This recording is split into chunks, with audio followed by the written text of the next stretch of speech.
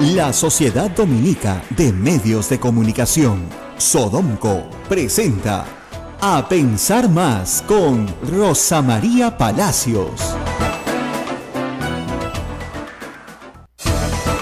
8 en punto de la mañana, amigos, muy buenos días y bienvenidos. Esto es A Pensar Más con Rosa María Palacios, hoy miércoles 20 de septiembre del año 2017. Rosa María. Muy buenos días a todos y por supuesto todos preocupados, evidentemente por lo sucedido en México y porque todavía hay mucha gente desaparecida que está siendo buscada. A estas horas han sido buscados toda la noche entre los escombros de muchas estructuras derrumbadas, tanto en Ciudad de México como en Morelos, donde ha sido el epicentro en realidad, y en Puebla.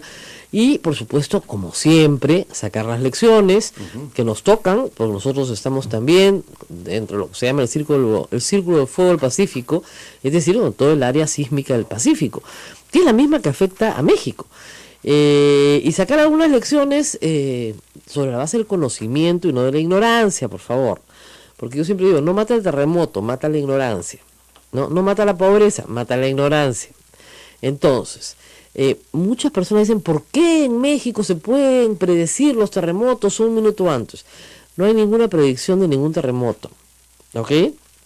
Lo que hay es un sensor que permite que una de las ondas por la vía electrónica viaje más rápido que la otra. El primer sensor se puso en el año 91, 92, después del trágico terremoto del 85. ¿Qué hace? ¿Por qué sucede esto? ¿Por qué viajan tan rápido? Porque México, Ciudad de México, está construido, a ver, como la canción dice, como la ranchera dice, sobre una laguna.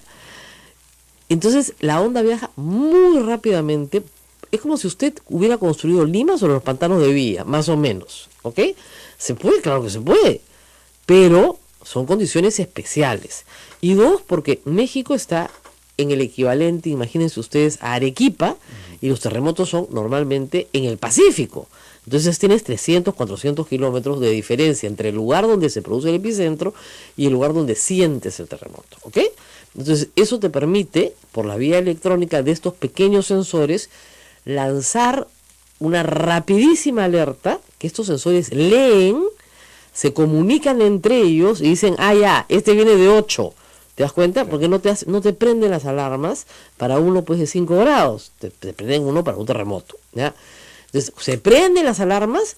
Si tienes suerte, tienes 45 segundos, a veces 30. Ayer no tuvieron ni 5 segundos, sí, porque el epicentro fue a 100 kilómetros, menos de 100 kilómetros de Ciudad de México. Prácticamente debajo de ellos. Exactamente. Y Ciudad de México es una ciudad para que ustedes hagan una idea, ¿ya? En un momento, no sé si es exacto hoy, pero en un momento Ciudad de México tenía la población del Perú. O sea, todo el Perú metido en Ciudad de México. En un momento nosotros teníamos 24 millones y ellos tenían 24 millones hace varios años. Creo que ahora ellos han quedado como en 28 millones, pero tienen casi la población del Perú en una ciudad.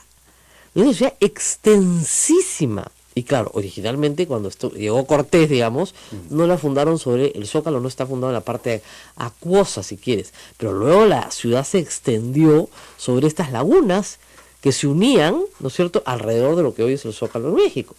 Entonces es una zona con un acuífero muy complicado. Ahora, lo que más mata en los terremotos mexicanos no es ni la ignorancia ni la pobreza, es la corrupción. ¿Por qué? Porque en el año 85, la mayor parte de los edificios que se cayeron eran edificios públicos, donde se habían robado el cemento, se habían robado el fierro, se habían robado. Entonces, claro, el edificio se cae. Porque tú puedes construir sobre un acuífero, pero tienes que tener unas normas técnicas muy estrictas y cumplirlas para que no se te caiga el edificio. Miren, en el año 85 fue tan grave el terremoto que hasta el día de hoy no hay un conteo oficial de muertos. El Estado dice que fueron como 3.900, la Cruz Roja cree que son 10.000. No pudieron ni siquiera contarlos, porque lo que hubieron fue cientos de desaparecidos. Y cosas que pasaron, que están pasando ahorita impresionantes. No sé si te acuerdas, tú eras muy chiquito del 85, sí. Se cayó la maternidad.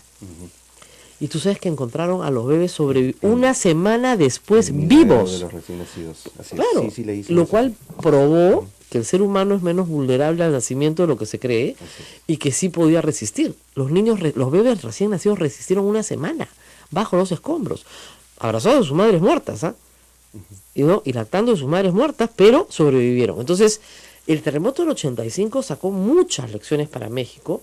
Comenzaron a buscar esta idea de poder darle una alerta antes. Comenzaron a discutir las normas técnicas.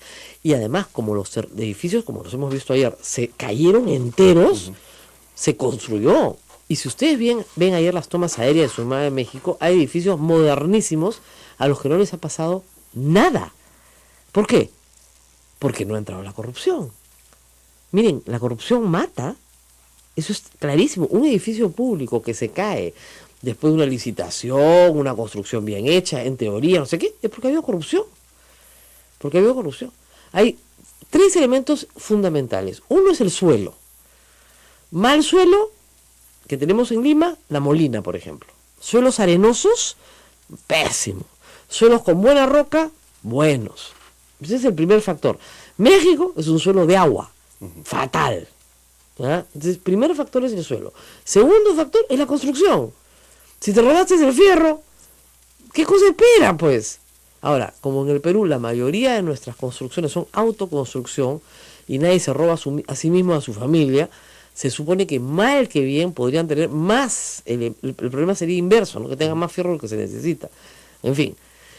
Y luego tenemos también ya la conducta de las personas durante el terremoto, ¿cierto? La mayor cantidad de contusiones, golpes, se producen por no saber evacuar, por no saber dónde pararte, te paras debajo de la cornisa, te paras debajo del sitio donde están cayendo los vidrios. Entonces, para eso son los simulacros. La educación es lo que ayuda. Entonces, es bien fácil, los factores determinantes, digamos, del mayor número de víctimas están ahí. ¿En qué suelo construiste? ¿Cómo construiste? ¿Y qué haces durante el sismo? ¿No es cierto? ¿Cómo te defiendes? De acá parece que no aprendiéramos nada. O sea, yo no sé por qué Villa María del Triunfo, por ejemplo, no tiene un plan claro, ¿no es cierto?, para toda la gente que vive en Lomo Corvina. Eso es arena. Eso es arena y todo el mundo lo sabe. Tú eras muy chiquita, pero yo he duneado por ahí cuando era niña. Eso es arena. Entonces, y la otra cosa, que tenemos características especiales en la costa del Perú, ¿no es cierto?, que nos obligan a estar preparados para tsunamis. Hasta el terremoto de Arequipa del 2001, acá nadie hablaba de tsunamis. ¿Y saben qué pasa también? Yo ahora conversaba con mi hija, que es arqueóloga, y mirábamos la Huaca Puquiana y decía, oye, ¿esto tiene cuántos años tiene? Me dice, no, entre 1000 y 1500 años. Oye, está ahí entera. O sea, estos sabían construir, efectivamente, pues. Pero transmitir la sabiduría de generación en generación es complicado. ¿Por qué? Porque estos eventos, se supone, uno de gran magnitud, lo vas a tener una vez en tu vida. Donde estás parado, ¿no? Claro. O sea, acá en Lima, una vez en tu vida. Entonces, ¿cómo transmites esa sabiduría a la siguiente generación? Muy lento. Entonces, cuando ya llega, bueno, ya pues, ¿no es cierto? Acá, por si acaso, en el convento de Santo Domingo, tenemos claro que la torre se va a caer de todas maneras, ¿no es cierto? Hay que aléjense de la torre, porque se ha caído varias veces, en varios siglos diferentes, pero la pileta acá en el centro la puso Pizarro, ¿eh? Así que yo corro y me abrazo ahí con Abel, con Ismael, todos abrazados de la... Con tu teléfono en la mano para seguir transmitiendo. Para seguir transmitiendo, eso sí, todos con el teléfono y con mensaje SMS para no saturar las líneas y todo lo demás. Pero eso es lo que hay que hacer. Entonces, sí, hay lecciones que aprender, hay lecciones que sacar. Ahora, acá no sé cómo vamos a... Hay tantas puertas en este convento que no sé cómo vamos a hacer, ¿eh? Que Santa Rosita nos ilumine, porque todas van a estar cerradas. Pero de verdad, este es el convento de las 1000 puertas, así que, bueno, como todo buen convento, ¿no? Además hay puertas secretas, puertas que se abren, puertas... acá podríamos hacer un peliculón, ¿no? Pero de verdad, esto está lleno de puertas. Ya todos se ríen, ¿eh? Abre la puerta, saca, patea para acá. Pero en la calle ni hablar, se nos cae el correo encima. No, vámonos para el patio. En el patio tenemos azulejos que no se han caído en 400 años. Yo me pego a la pared como azulejo. Me adhiero. ¿Ya? No, y además recuerda que hubo un especialista que dijo que este lugar específicamente es bastante resistente, ¿no? Este es súper resistente. ¿Sí? Este es como es... a ver, estamos formados por roca aluvional que viene del río. Así es. Rímac. Entonces, nuestro suelo es muy bueno. Pero hay suelos malos, hay suelos buenos, hay buena construcción en mal suelo, no le va a pasar nada. Magnífica construcción en buen suelo, no pasa nada. Pésima construcción en pésimo suelo, te va a pasar algo. Y como decía el ingeniero Curoigua, lo que te mata no es el terremoto, es la casa. O sea, claro, pues el terremoto, tú estás en el campo, te paras, pues se abre la tierra, saltas para un costado, pues, no pasa nada. Ya, pues si tú estás en una casa y te cae una pared encima, eso es lo que te mata. Y como yo decía, la ignorancia y la pobreza. Entonces no repitan tonterías, ¿ya? Los terremotos todavía no se pueden predecir. Los avances que se están haciendo en la Universidad Católica, como dicen, son auspiciosos, son ciencia, pero son eso, es una investigación científica en marcha, todavía muy incipiente, con sus avances y sus retrocesos. Se está tratando de establecer un sistema para la Bahía de Lima, que de repente no es replicable en todas partes, o para todo el Perú. Entonces están trabajando en eso. Y todos los países del mundo están trabajando en eso, ¿no? Japón sí tiene sensores en todo Japón. A veces les sirven, a veces no les sirven. En Lima, para las características de Lima, porque nuestros terremotos más fuertes son en el mar. El epicentro está en la frotación de las placas. Ahí, la plaquita se mueve, cric, cric, y pucha, que es un terremotazo, ¿ok? Sitio peligroso, Callao, por supuesto. Y todos los puertos del Perú. Punta Bombón, en el año 2001, hubo un tsunami. En Camaná hubo un tsunami. El mayor número de muertos del terremoto de 2001 viene del tsunami. Y ayer tuve que revisar, ustedes no habían ni nacido, pues sí, nuestro invitado que está allá con nosotros, el doctor Pedro Cateriano y yo, sí lo vivimos. El terremoto del 70, en realidad no fue aquí el epicentro, fue en Ancash, pero sí lo sentimos, fue un tremendo terremoto. Pero el terremoto del 7.4 fue de grado 8.1. ¿Dónde fue el epicentro? En Lima. En Lima. Y hubieron más de 120 muertos. Y se cayó buena parte de Barranco, Chorrillos, Barrios Altos, o sea, y La Molina. La escuela naval se cayó toditita, pero así entera, ¡pum! Felizmente no había colegio ese día. Eso es lo que fue, salvó miles de vidas. Porque era el día de la Revolución Peruana, 3 de octubre. Gracias a Dios era feriado. Y la otra cuestión fue que el terremoto del 66, ahí yo sí era una niña y ya el señor Cateriano iba al colegio, y era una bebé, ese fue de 8 y 8.1. O sea, fueron súper terremotos. ¿Ya? Entonces, desde ahí hasta la fecha, nada. Lo que ustedes sintieron de Pisco fue en Pisco, que está a 250 kilómetros de Lima. Pero terremoto con epicentro en la costa de la bahía de la provincia de Lima, no tenemos del año 74. O sea que va a venir. Ese es el famoso silencio sísmico. O sea, va a venir de todas maneras, pues, porque tiene que venir, ¿no? Pero estamos esperando. Ahora tenemos que ir a Chimbote, porque, bueno, lo de Chinecas, pues tampoco puede pasar desapercibido, ¿no es cierto? Acusando a Kenji de que es un traidor y qué sé yo. No. Ni Yesenia Ponce haciendo autocrítica comunista, ¿no? Diciendo mi lideresa. Acá hay un tema. Ese proyecto tiene problemas en el orden regional y está bajo competencia regional. ¿Y por qué? Porque lamentablemente las autoridades de Ancash han pasado por varios procesos de corrupción. ¿Ok? Entonces, lo que se pedía era que el proyecto pase al gobierno central a través de algún ministerio, se termine de ejecutar y que luego retorne a la competencia del gobierno regional. Para hacerlo, esa era la idea, ¿ya? Y simple y llanamente no se ha hecho. Y Keiko Fujimori en esto no está diciendo la verdad, porque dice, nosotros tenemos un proyecto desde abril. No, tiene un proyecto desde abril, pero no para hacer lo que yo estoy diciendo, para reconformar el directorio. Es otra cosa. Y además, si tanto les importa Chinecas, si va a Chinecas, si tienen 71 votos, ¿por qué no aprobaron el proyecto? ¿No? Estamos en septiembre. El otro día aprobaron su ley de bancadas mixtas, su resolución legislativa para cambiar el reglamento en 15 minutos. O sea, si Chinecas va y nos importa tanto el pueblo del Santa, bueno, pues, ¿por qué no aprobaron?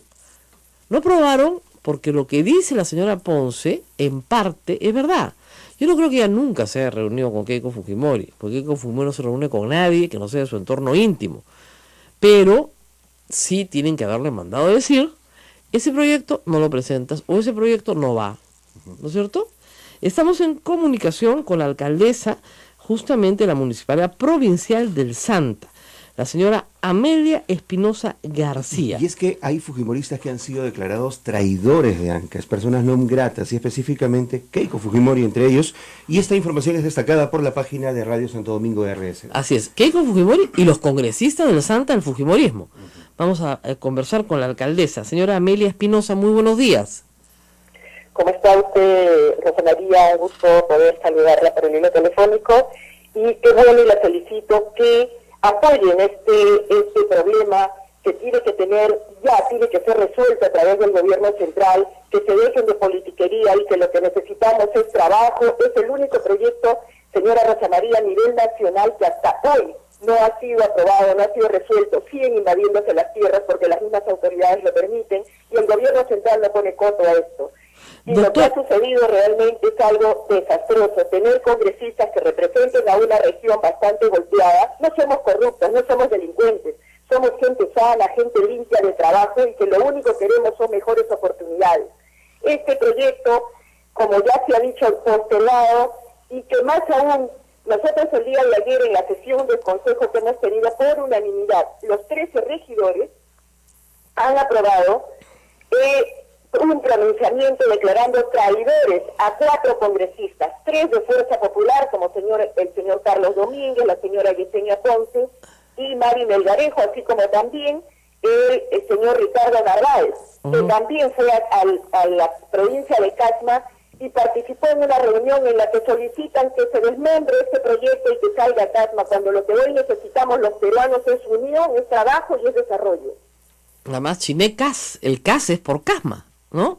Entonces, ¿cómo va a sacar de Chinecas a Casma? Especial Chinecas, porque es Chimbote, Meteña y Casma. Así es. Pueblos que estamos juntos, que necesitamos desarrollarnos, que necesitamos oportunidades de trabajo, señora Rosa María. Nuestra gente se muere de hambre en este momento. Luego del también fenómeno del niño costero, que ha golpeado a muchísimos ciudadanos de nuestra zona como de muchas zonas del país, necesitamos que el gobierno central ponga mano en esto. Hay 2 iniciativas por lo que conocemos.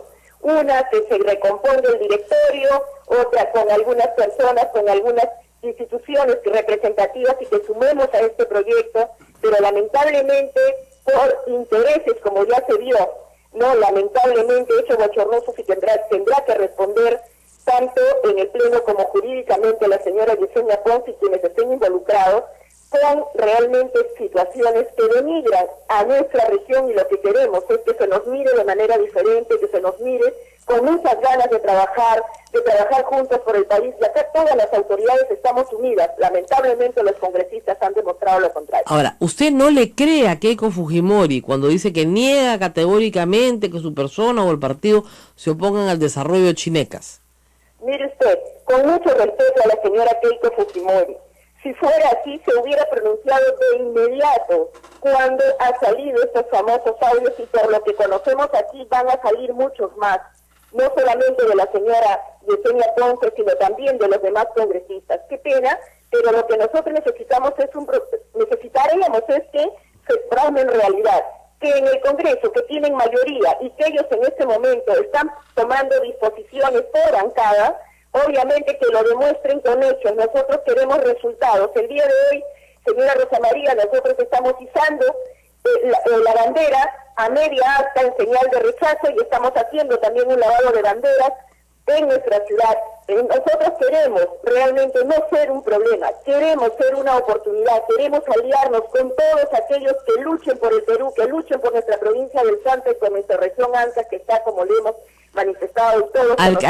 Alcaldesa, solamente para tener una idea general, porque ustedes saben que nos escuchan en todo el Perú, ¿en qué estado de avance está el proyecto Chinecas? Es decir, ¿en qué estado de avance está el proyecto? ¿Cuánto se ha hecho? ¿Cuánto falta? Mire, lo que se ha hecho es casi nada, señora Rosa María, porque lo que se han hecho es gastarse millones de millones en diferentes etapas, en diferentes temas, en pagar personal, en pagar un famoso perfil CISA, del cual se han pagado casi 6 millones de soles, que no sirve para nada hasta hoy, que esperamos que se aplique en lo que pueda sumar para poder sacar uno definitivo. Lo que nosotros necesitamos son resultados, pero si el gobierno no pone mano, si las autoridades a nivel nacional, porque nosotros aquí poco o nada sin recursos podemos hacer. Es más, no tenemos recursos para nada, ni siquiera dentro de este fenómeno del niño hemos tenido ayuda por parte del gobierno. Entonces, en este ámbito nosotros lo que necesitamos, señora Rosa María, y le vamos a agradecer enormemente que nos ayude a que podamos sumar todos y que se resuelva este problema, que tengamos la oportunidad de tener un proyecto agroexportador y que permita que nuestra gente tenga trabajo y que podamos vivir con calidad y muy con bien, como señora alcaldesa, simplemente para tener una idea de presupuesto, ¿cuál es el presupuesto de la obra de Chinecas? ¿Qué es lo que que se pensó originalmente? No hay un presupuesto porque no hay un proyecto, no hay un expediente definitivo, señora ¿Qué Rosa cosa? María. En este momento está en revisión. Es por eso han pasado autoridades tras autoridades en el gobierno regional. En este momento... Oiga, pero esto lo prometió Alan García, creo que en su primer gobierno. Se está trabajando esto, no hay nada definitivo. Sabemos que son muchos millones, pero también que se haga por etapas. Ahora se decía que eran 270 millones, pero por ahí no hay nada definitivo mientras no contemos con un expediente técnico definido y que podamos de ahí seguir. ¿Y ustedes no tienen problema en que, por ejemplo, el Ministerio de Agricultura asuma toda la obra y después se la transfiera al gobierno regional? ¿No tendrían problemas con eso? Mire, nosotros lo que queremos es que se defina, pero que se haga. Queremos ver resultados, queremos ver gente trabajando en nuestro proyecto, y ahí diremos que el gobierno tiene palabra, que los congresistas y todos los que dicen hoy que aman mucho al país, o que en este caso que se llama ANCAS, lamentablemente no se demuestra con resultados. Y eso es lo que nosotros estamos exigiendo. Sumatoria de todas las autoridades, aquí nosotros vamos a apoyar y vamos a respaldar todas las iniciativas que vayan en beneficio de nuestro proyecto y en beneficio de nuestra provincia y región. Muy bien, gracias, alcaldesa. Muchísimas gracias, señora alcaldesa del Santa, Amelia Espinosa García. Gracias a nuestros colegas de Radio Santo Domingo por esta conexión que nos permite vincularnos directamente con una de nuestras aliadas aquí en Sodomco. Y nosotros vamos a una pausa y regresamos con Pedro Cateriano para hablar de muchas cosas, pero entre ellas unos descubrimientos muy extraños que están sucediendo, ¿no? Pobre Alan García, a sus amigos les encuentran plata en cuentas en Andorra, y después dice que no son sus amigos, ¿ah? Los está negando no 3 veces, sino 33 veces. Vamos a la pausa y volvemos con eso. Esto es A Pensar Más con Rosa María Palacios. Volvemos. Sodomco, Sociedad Dominica de Medios de Comunicación.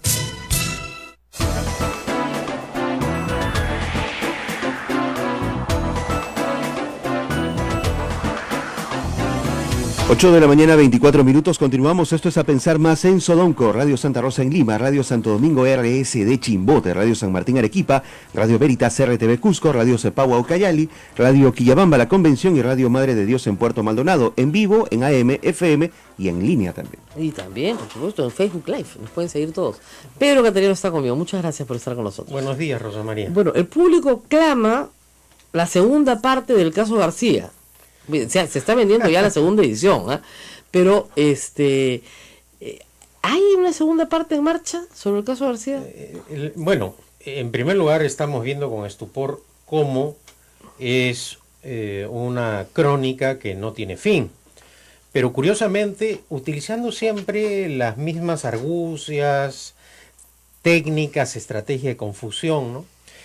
Alan García, que es tan ágil, tan rápido en sus respuestas en el Twitter cuando se trata de adversarios y aparece una transferencia bancaria, no duda en referirse los ladrones, los coimeros, los sobornados, los corruptos. Pero cuando se trata de una persona de su absoluta confianza, que ha sido su colaborador durante 3 años, que no era un experto en la materia, creo que era inclusive egresado de la Universidad de las Peruanas y con una condena, salen con la misma respuesta, que investigue el Ministerio Público porque es una responsabilidad individual, y cuando acorralas a un parlamentario aprista en una entrevista periodística dice, bueno, no está inscrito en el APRA. Claro. No está inscrito en el APRA, no es aprista, ¿no? No, más miren, Entonces, este señor Atala, que era su amigo, se refiere a él como el ex funcionario de Petroperú. No conoce, nunca lo vio, ¿no? Es un desconocido, un parroquiano más, ¿no? La denuncia hecha contra el ex funcionario de Petroperú, sin nombre, debe ser esclarecida e investigada por la Fiscalía. Claro. Que lo manden a la Fiscalía. Pero cuando se trata de Toledo coimero, ladrón, cuando se trata de los Humala, ¿no? Y cuando se trata de ver, PPK, ¿no? de Bueno, PPK le ha hecho el verdadero ejecutor de Ocoteva. Pero ese es un capítulo aparte, creo que ese es un amor serrano de PPK, ¿no? Más te pego, más te quiero, ¿no? Porque es absolutamente incomprensible que luego de haber ofendido al presidente de la República que personifica a la nación, habiéndole imputado un cargo falso, habiendo mentido descaradamente, responsabilizándolo de la transferencia de Ocoteva, el presidente PPK les coloque alfombra roja inclusive a Mulder. Mulder fue peor, el tuit que envió Mulder respecto a este caso, prácticamente lo acusaba de corrupto al presidente Kuczynski, ¿no? Pero ese es el APRA. Esas son las técnicas y esa es su manera que tienen de obstruir, de confundir, porque en eso sí son expertos, insuperables. Nadie, ni siquiera los empata, ¿no? Tienen una gran habilidad. ¿Qué la están aprovechando los...? Ahora, estas cuentas que aparecen de personas que tienen $900.000, $500.000 en Andorra y sin actividad. Claro, Ya. es decir, congeladas, que nadie ha movido el dinero. Exactamente, muy bien. ¿Qué te indican? Bueno, una modalidad, ¿no? Una modalidad que lamentablemente... Como dice la policía, ¿no? En la modalidad de la monra, Claro, ¿eh? Que se trepa por la modalidad. Que curiosamente nuestros fiscales, ¿No ven? cuando tienen a las personas enfrente involucradas, no les preguntan, ¿no? No preguntan, por ejemplo, ¿no? Al señor Barata, ¿financió usted o financió Odebrecht la campaña presidencial que en la que el pueblo peruano religió a Alan García? 2006, ¿No? Claro. O solamente financió Odebrecht a los adversarios, Bien raro, ¿no? ¿no? ¿Financia o financió Odebrecht candidaturas parlamentarias? ¿No? ¿Verdad? Ese es un tema que ha pasado, pero así casi por... Coladito, ¿no? Sí. ¿Eh? Nunca un fiscal le ha preguntado a ningún funcionario ejecutivo de Odebrecht si han financiado campañas parlamentarias, ¿no? El escandaloso caso del fiscal que viajó al Brasil, Claro. y que luego, que Marcelo Odebrecht dice que financió la campaña de Keiko Fujimori y la del APRA, y guarda silencio, no repregunta. Entonces, con esa clase de fiscales, ciertamente, y lamentablemente en más de una oportunidad yo lo he aseverado, los casos de corrupción se averiguan gracias a la acción de los jueces y fiscales extranjeros, no de los nacionales, y eso creo que es absolutamente lamentable. Ahora, el caso García, el libro, prueba para una generación, eso es transmitir conocimiento de generación en generación, que no lo sabía, que a Alan García el Congreso de la República lo acusó ante el Poder Judicial con suficiente prueba para, digamos, señalar que había un enriquecimiento ilícito probado, y que si se salvó fue por el golpe de Fujimori, en parte, y porque el Poder Judicial simple y llanamente lo tenía completamente controlado. ¿Tú crees que hoy sigue teniendo el Poder Judicial controlado, o por lo menos la Fiscalía controlada? No lo sé, pero en todo caso sí tiene influencias, ¿no? Y esta es una magnífica oportunidad para que precisamente la Fiscalía y el Poder Judicial se reivindiquen. Tú tocas, por ejemplo, el tema de la actuación anterior de García. En el caso de García hubo más evidencias y pruebas que los que involucran ahora a Toledo, es decir, hubo el pago del soborno de Siragusa, depositado en la cuenta del Barclays Bank de Gran Caimán, que era de Sanati, y luego ese dinero fue transferido al Perú para comprar Radio 1160, es decir, Canal 13. Eso no lo digo yo, lo aseveraron la fiscal Nelly Calderón, ex fiscal suprema, y el vocal instructor Hugo Sibina en su informe, absolutamente probado. Pero como el Poder Judicial tampoco en ese entonces, como lo establecía la anterior Constitución, puede condenar en ausencia, el tema prescribió, porque en ese entonces el plazo de prescripción era muy breve, ¿no? Ahora, ¿qué teníamos? La confesión de Siragusa. Sí, ante un fiscal italiano. Así es, las cuentas en el Barclays Bank, números de cuentas, o sea, no estamos inventando, estaban las cuentas. El famoso fax de puño y letra, que después se convierte, que se sabe que es de puño y letra, a la secretaria de Sanati. La confesión de Sanati. Pero además, en el dictamen de Nelly Calderón, en el caso del avión, coloca el número de matrícula del avión. Así es. ¿No? Luego teníamos también el testimonio de la secretaria que dice que efectivamente recibe ese fax, que es enviado por Alan García, que el peritaje señala que es de puño y letra de Alan García, donde reclama su dinero.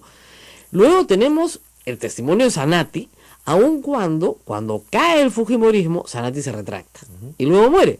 Entonces, obviamente, los apristas dicen, no, Sanati se retractó. Claro, Sanati se retractó cuando ya García estaba al borde de ganarle a Toledo, ¿no es cierto?, en el año 2001, te iba a retractar de todas maneras, ¿no es cierto? Pero ya había hecho una confesión con las correspondientes cuentas establecidas en el Barclays Bank.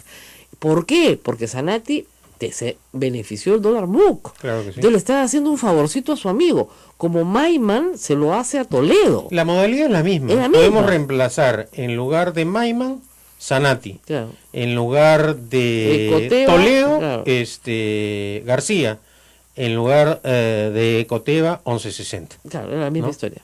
Y, así, y se hizo la operación. Y se llegó a comprar Canal Y bueno, 13, Canal Global. Y fue un juez extranjero también, Derek Scofield, quien en primera instancia levantó el secreto bancario de la cuenta.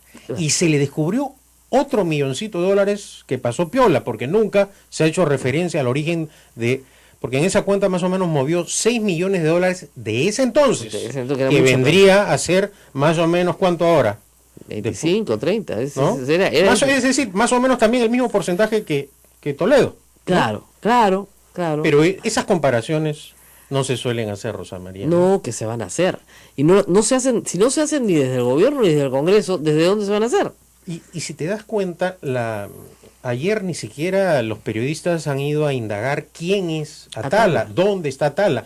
El Ministerio Público, que siempre es ágil para ¿Otras cosas? otras cosas, no ha sacado ningún pronunciamiento. Pero El después señor de- fiscal de la Nación tampoco se ha pronunciado sobre el caso de Atala. El fiscal que tiene en sus manos el expediente de Odebrecht ha guardado silencio absoluto. Sí, y esos fiscales que son iracundos cuando se trata de otras personas. Claro. Porque hay que ser claros, en una democracia la ley se debe aplicar de manera igual para todos. Ahora, acá- no como en las dictaduras, casi igual para todos. Claro, casi igual para todos. Tenemos el caso de Ollantumala y Nadine Heredia, tienen ya más de 2 meses presos, sin acusación fiscal, nadie los ha acusado de nada, solamente porque hay un potencial peligro de fuga, según el señor Carguancho, Concepción Carguancho, y, Richard Concepción Carguancho, y el fiscal Juárez y su superior, el fiscal Vela. Los humanas se van a fugar de todas maneras, hay que tenerlos en el hueco. Entonces están metidos una en Chorrillos, el otro En unas la de los- condiciones carcelarias muy duras, ¿ah? ¿Ah, sí? Sí, sí, en unas condiciones carcelarias, porque no obstante que no existe la acusación fiscal, le han aplicado unas condiciones carcelarias duras en base a la denuncia penal que se ha formulado, ¿no? ¿Qué? Sí, sí. Pero si no hay acusación fiscal. Bueno, No hay régimen penitenciario. esa es la realidad, ¿no? Ahora, qué esto no es defender a los Humala, No, como, ya sé, pero ¿quién como es? ya lo he dicho en más de una oportunidad. ¿quién está detrás La de esto? imputación es grave. Claro. Es grave y se tiene que aclarar. Así es. Y si han robado, merecen Castigo. la prisión y serán la vergüenza nacional como lo es en este momento Alejandro Toledo. Claro. Pero eso se debe ver en un proceso respetando el procedimiento que establece la ley. En el caso de los Humala hay dos temas. ¿Hubo peligro de fuga o no lo hubo? Cuando la señora Heredia viajó a Suiza, muchos de sus adversarios sentenciaron. Se fugó, Claro. ya no regresa. Y nunca vuelve. Y regresó. No obstante haber retornado al país, el fiscal y el juez consideraron que había riesgo de fuga. Y en el tema de la detención preventiva, lo que se ventilaba era eso. Eso, claro. No si son culpables o No, y inocentes, lo terrible es que sino te si metan- había riesgo de que fuga. te ¿no? metan presos porque tus 2 hijas se fueron a hacer un curso a Chicago. Y hoy día, ya que tocas el tema de los hijos, la señora Heredia solamente puede ver a sus hijos cada 15 días, precisamente por el rigor de la detención. Pero si la visita es semanal. ¿no? Cada 15 días. Semanalmente creo que ven al padre, ¿no? Al expresidente Humala. Solo pueden ver a su madre cada 15 días. Bueno, también sobre este tema Qué bárbaro. es comprensible el silencio del defensor del pueblo, ¿no? Bueno, si lo puso el Fujimorismo, porque... Pero en fin, esa es la situación, Miren, ¿no? ¿saben qué pasa? Yo les digo una cosa, yo y el señor Cateriano tenemos muchos años mirando la política peruana. Él ha sido parte, yo mirona nomás. Todo se paga, todo se devuelve. O sea, si a ti te quitan a tus hijos y no lo puedes ver sino cada 15 días, créanme que eso la va a convertir a Nadine Heredia en una candidata potencial en una elección donde va a destruir a sus enemigos. O sea, todo se paga. El hijito menor ¿tiene derecho a ver a su madre o no tiene derecho? ¿Por qué si no hay ni siquiera acusación fiscal, no puede visitar a su madre. No, le han quitado incluso la visita del hijo menor. El de 7 años no lo puede ver. Nunca. Nunca. Eso la gente no lo sabe, pero sería bueno que lo sepa, ¿no? O sea, el niño no puede ver a su madre. Las hijas que tienen más de 13 años, más de 10 años, sí te permiten verlas. ¿Y cuál es el argumento para...? Porque que ella es una delincuente y que le hace daño al niño. Claro, pues. Y es su madre, ¿eh? Pero no la puede ver porque supuestamente es una delincuente feroz, entonces le hace daño al niño, entonces le quitan la posibilidad de ver a su hijo, verlo, ¿eh? Puede de vez en cuando hablar por teléfono con él, pero no puede verlo. Entonces son condiciones duras, ¿eh? O sea, son condiciones de reos temibles, ¿te das cuenta? Claro. Feroces, ¿no? Que se aplican a condenados o procesados, o siquiera procesados. Estos no están procesados. Entonces, ni siquiera ha empezado el proceso. Ahora, antes de irnos a la pausa, decir que ayer la fiscalía se coronó, ¿no? Y denunció a la señora que está usando cannabis medicinal para parar las convulsiones a su hija de 4 años, ¿ya? Y la denunció de tráfico ilícito de drogas. Ya, esa es la fiscalía que tenemos, pues, o sea, Blancanélida resucitó, o sea, ¿cómo puedes formular denuncia por tráfico ilícito de drogas a una madre que está tratando de pararle las convulsiones a su hijo con cannabis medicinal? Felizmente el doctor Nagasaki ha aceptado la defensa de la señora, lo hará muy bien. No hay lucro, no hay dolo, ¿cuál es el tráfico? Es que no pueden ser tan brutos, de verdad. Y Alberto Belaúnde alertado colocando la denuncia a la señora que lidera el movimiento, es una ONG que han formado, que se llama Buscando Esperanza, y salió a marchar a las calles, y se identificó, dijo que sí, que necesita cannabis para que su hijo no convulsione, pues. ¿Ustedes qué no harían para que su hijo no convulsione? ¿Qué no haría una madre? Bueno, tráfico ilícito de drogas, a la cana, y bajo estas normas, seguramente ni siquiera va a poder ver a su hijo. Es increíble, no sé qué cosa les está pasando en la cabeza. Esa es la justicia que tenemos. Entonces, ya, yo creo que no hay lavado de activos, siempre lo he dicho, en el financiamiento de campaña. El financiamiento ilegal de la campaña, no yo coincido creo. Contigo. Y va a llegar a la Suprema y ustedes van a ver que la Suprema me va a dar razón, porque la ley no dice eso. Cuando la ley diga eso, bestial, pero no lo dice. Ahora.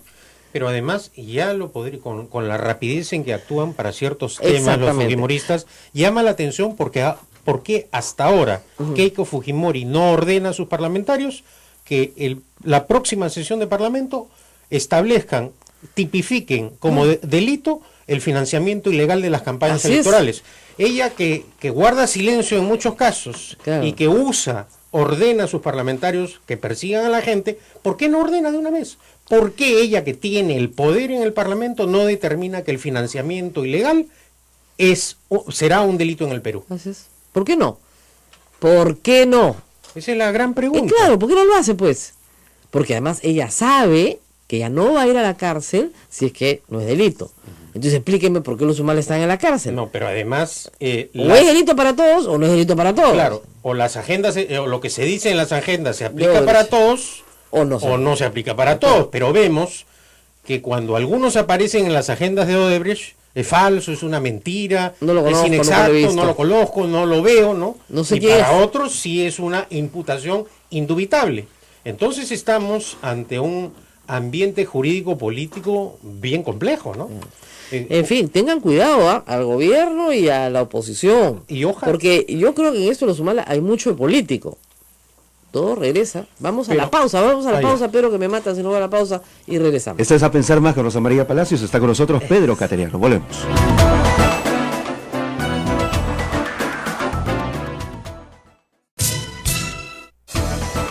Son las 8 de la mañana, 45 minutos. Está con nosotros Pedro Cateriano en cabina. Rosa María, continuamos. Esto es A Pensar Más. Bueno, acá hay muchas intervenciones del público. Dicen, esta es la fiscalía. Es una C, una G. Para eso son machitos, ¿no? Pero para investigar a Alan García y Keiko Fujimori se orinan de miedo, corruptos de... Está un poco indignado ese señor Gastón. Es que, bueno, esa es la sensación. A la señora del cannabis presa, a los otros presos, todo el mundo preso.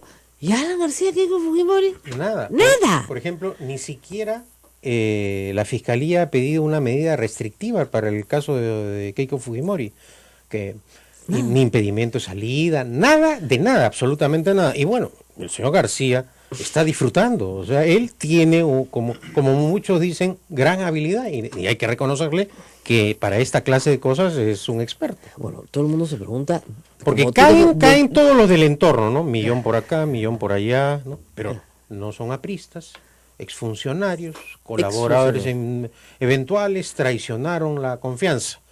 Pero no mide García con la misma vara a sus colaboradores de confianza o ex colaboradores de confianza como la que emplea para calificar e insultar a sus adversarios, ¿no? Ahora, el insulto parece que le resulta muy efectivo, ¿ah? Yo no lo sé porque le nombran 3 ministros después de insultar al presidente, recontra efectivo. Asusta. Asusta, ¿no? Ahora, Parece al vecino cercano de acá. Claro, pero digamos, ¿por qué la gente dice, por qué Pedro Cateriano no le tiene miedo a Alan García? Bueno, creo que Alan García, con todas las habilidades que tiene, pudo hacer el bien. Pudo, claro, lógico. Pero lamentablemente con esas habilidades hizo el mal. Y vemos que su segundo gobierno no fue lo honesto, preparado, como él pregona y vendió falsamente esa idea. Bueno, vemos que ese con el primero, claro, comparado con el primero, cualquier cosa pues es claro, sin ninguna duda.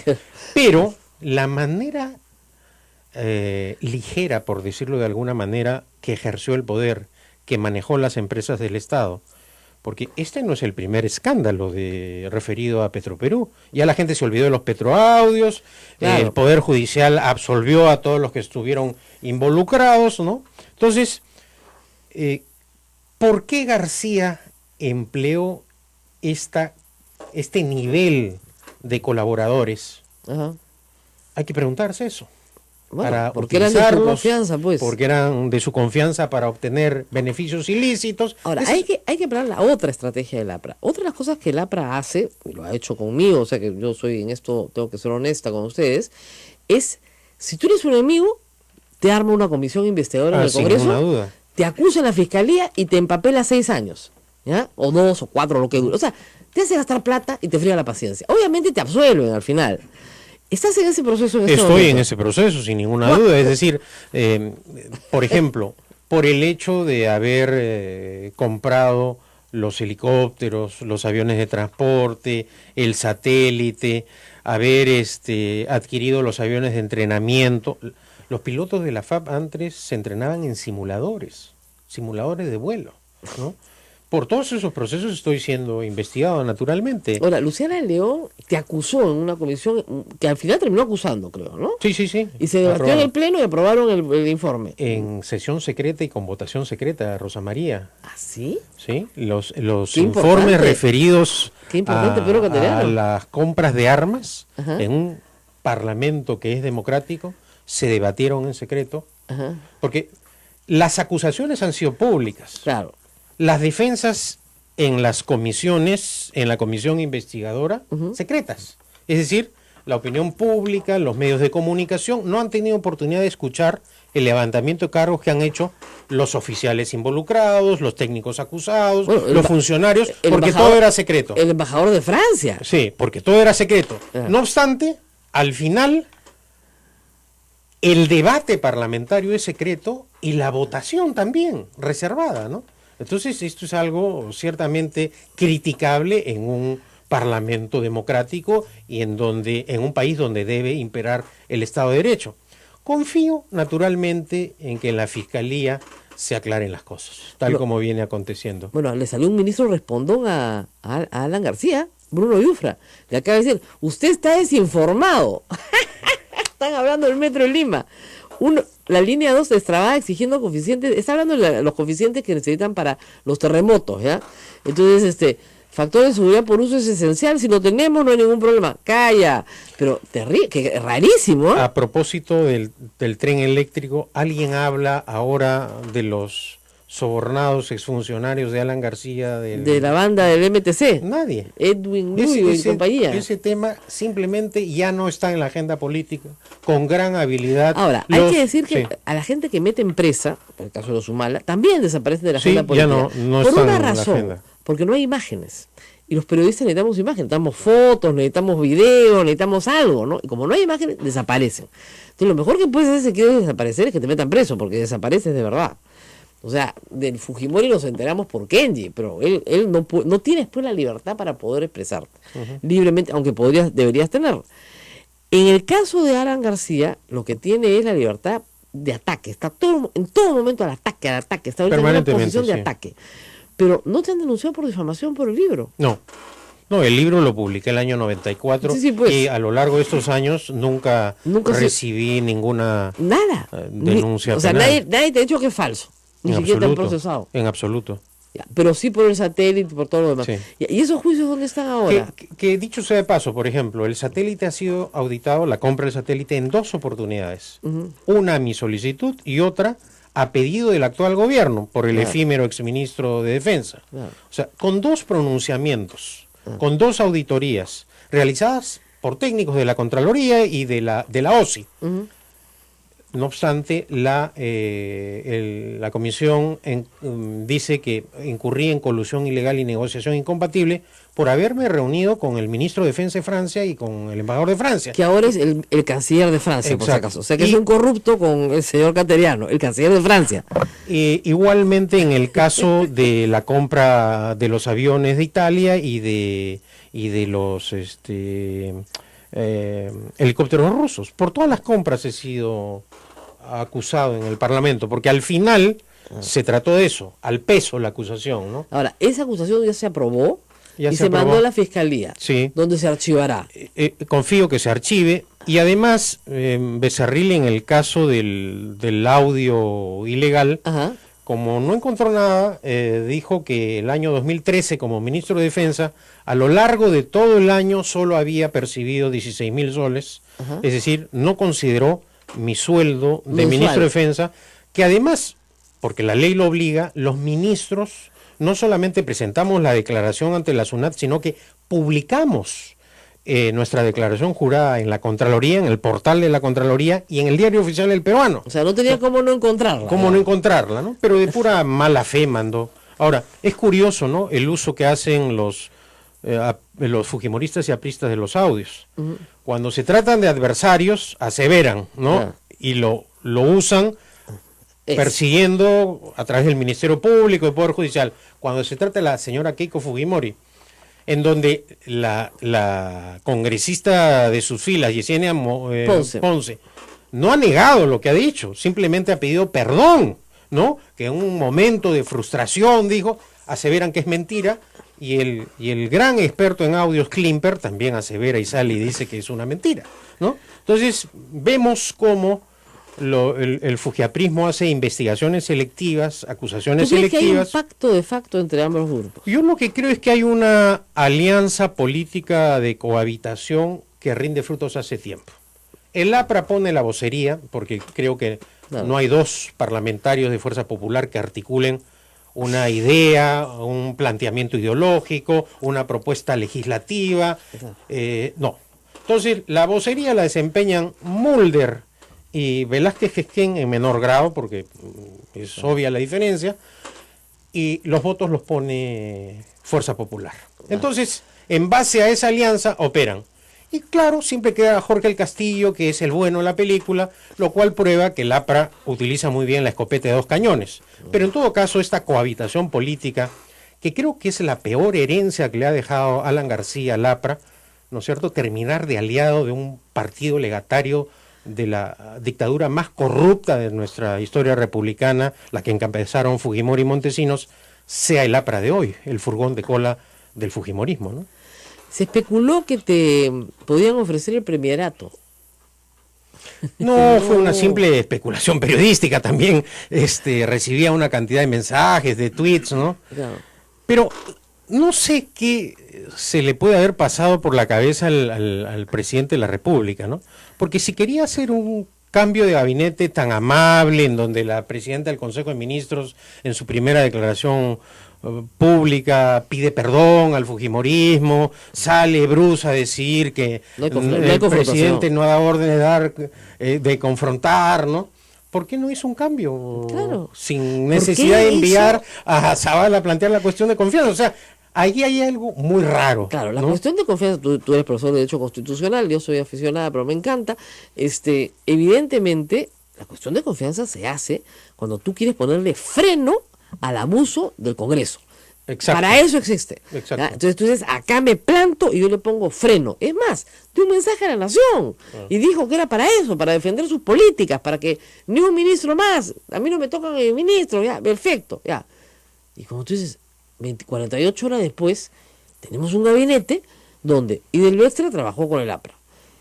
D'Alessio, entiendo que tiene algún grado de amistad con Alan García. No sé si tú tienes esa información. No tengo esa información. Pero algún grado, no lo sé. Pero en todo caso, tiene un problema con los ex profesores de la Universidad Católica que está bien documentado, ¿no? Lo están acusando de ser servidumbre. Creo que no llegó a la Comandancia General de la Marina, algo así, pero Algo así. No sé si Bueno, fue en la época de García. Y el señor Mentiría. Enrique Mendoza. Bueno, Enrique Mendoza dicen que ha sido compañero de universidad de Alan García, ¿no? ¿De San Marcos probablemente? Sí. O del, bueno, no sabemos. Pero acá, ¿qué cosa es lo que ocurre? Al final, lo que dijo el presidente Kuczynski no ocurrió. Claro. Es decir, tenemos un ministro de Educación ahora que es crítico, fue un permanente crítico de la gestión de Saavedra, de la ministra que acaba de caer, por más que diga lo contrario, que ha empezado su gestión con declaraciones en un tema sensible y que merece prender las luces de la autonomía universitaria, en donde hay tantos intereses creados en el Parlamento. O sea, la cantidad de universidades privadas que tienen parlamentarios en el Congreso, ojo.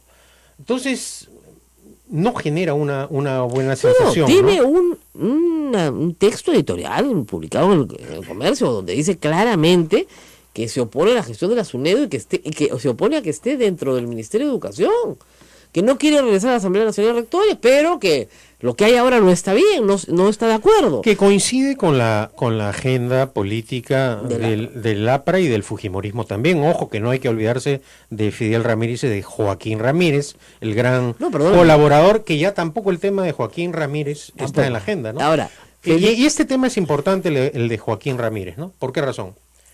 Fuerza Popular acusa, investiga a los adversarios, ¿no? Pero el caso de Joaquín Ramírez, ¿por qué no ha ido al Parlamento? Porque Keiko Fujimori le dio la orden a Luz Salgado que ese tema no ingrese. Porque en el Parlamento se levanta el secreto bancario con gran facilidad. Hoy día podríamos saber los estados de cuenta bancarios del señor Joaquín Ramírez. Y gracias a Keiko Fujimori, el pueblo no los conoce. Entonces, ¿por qué protege de esta manera Keiko Fujimori a Joaquín Ramírez?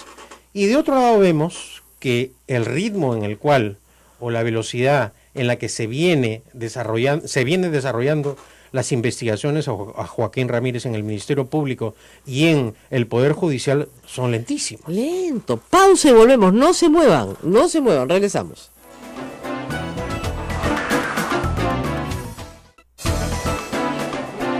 Breves instantes finales para esta edición de programa. Esto es A Pensar Más con Rosa María Palacio. En la pausa me acaba de decir Pedro Caterano, ¿quién? Norberto Odebrecht padre es condecorado por el Estado peruano. En el primer gobierno de Alan García le concedió la Gran Cruz de la Orden del Sol. ¿Qué? Sí, a lo que me refiero. ¿La Gran Cruz de la Orden del Sol? Sí, a lo que me refiero es que la relación de Odebrecht con el APRA y específicamente con Alan García no es de ahora con Barata ni con su hijo Marcelo, viene de antes. Es una vinculación pétrea, sólida. Entonces, claro, a veces, porque de otro lado, ni los tíos ni Norberto Odebrecht están procesados, porque ya están retirados de la empresa. Pero la relación de García es con los grandotes de la empresa, con los viejos. Con los que establecieron la técnica, por decirlo de alguna manera, con los ideólogos de Odebrecht. Porque Marcelo Odebrecht dice, yo me encontré con esto muy desordenado. Porque el papá tenía unas personas pues que ofrecían la coima, y él, como venía pues de buenas universidades, dijo, vamos a estructurarlo. Tenemos una gerencia con escalafones, ¿no? El chico empeñoso decidió organizar su departamento de coimas bien profesional, corporativamente. Mira, ¿no? Rosa María. Es alucinante. Yo lo menciono en el caso García, ¿no? El Sí, tema de está. Odebrecht. O sea, Ustedes ya saben se que sabía eso. Yo desde me quedé viruela porque para presentar su libro, me lo leí todo pues con detenimiento, y de repente llega una nota de pie de página que habla del caso Chinecas. Chinecas 94, donde a Odebrecht se le había pagado una cantidad y que se tiene que honrar ese pago después cuando en el 90, perdón, no era Chinecas, era Olmos, creo, ¿no? Era Olmos. Ahora se le tiene que pagar por Olmos en el año 91 o 92, que el Congreso se tiene que aprobar y Pedro Catalino se opone, una cantidad inusitada de dinero por la prestación de un servicio que no se había realizado, y este pacto se había realizado en perjuicio del Estado durante el gobierno de García. Y lo dice el libro, Odebrecht, que ya está acusada con 12 empresas en Brasil por coimas de campaña. Está en el libro. Desde la época de Collor de Mello. De ¿no? la época de Collor de Mello. Y nadie los procesó. Ahora, ¿qué pasó en Brasil? Se detuvo un grupo de jueces valientes y fiscales valientes y policía valiente que decidieron acabar con la corrupción, tomando el caso de Petrobras, y de ahí avanzar sobre todas las constructoras brasileras. Y Claro, les quitaron... pero cuando tú mencionas el tema a García, él contesta, no, reuniones protocolares, eran Perdón, ¿por qué le da? encuentros Yo me acabo de enterar. circunstanciales, ¿no? No se puede morir Pedro Catalina, porque tiene toda la memoria. Escúchame, la gran cruz de la Orden del Sol Sí, a sí. Norberto Odebrecht, Sí, Alan García, sí, en su primer gobierno. Uno entra a internet y Sale. ve ahí condecoraciones, la relación de los órdenes. Yo creo que inclusive he tuiteado el registro de la condecoración a Norberto. Odebrecht, sí. Ahora, Qué por- bárbaro. ¿por qué ahora no es la modalidad que ha empleado García? No, ya es otra, pues. Porque no la iba a repetir, pues ya él estaba curado del espanto de lo que le pasó con Siragusa y con Zanatti. Es decir, García, no lo digo yo, en su testimonio Siragusa Claro. se lo contó al fiscal Vittorio Parayo. Él directamente le pidió el soborno, Sí, sí, sí. la contribución. Además le decía, ¿cómo era? Que La- Benito Craxi Sí. recibía el presidente de la- Bettino Craxi. Bettino Craxi recibía más plata, pues. Tienes que darme como a Benitino, le decía. Tienen que darme como a Benitino. Ese Bueno, y en el caso de Zanatti, lo dijo en una entrevista televisiva. Entonces, esa modalidad de pedir directamente un soborno no la iba a repetir, pues, Tan bruto no sin puede ninguna ser, duda. Por eso es importante que jueces y fiscales interroguen bien, Claro. que sus preguntas se formulen con conocimiento de causa, Ahora, no quieren hablar, ¿ah? Los de la banda del MTC que están presos ya, que dijeron que iban a colaborar, ¿no? y al día siguiente nada, porque obviamente mudos, porque ahí es la omerta, abres la boca y manca tu familia. Como dices, si comiste menú en la casa del pueblo, te quedas bien callado. Tienes que escoger pincho o mantilla. Ya está. Bueno, ese caso ¿No? es curioso, ya que tocas tú el tema de Mantilla. Claro. A Mantilla se le descubrió una cuenta en el Banco UBS, sucursal de Miami, por más de $6 millones. Vivía en una pobreza. Y Mantilla, luego que salió de la cárcel, siguió viviendo, como tú dices, en Pueblo su misma libre, casa, igualito.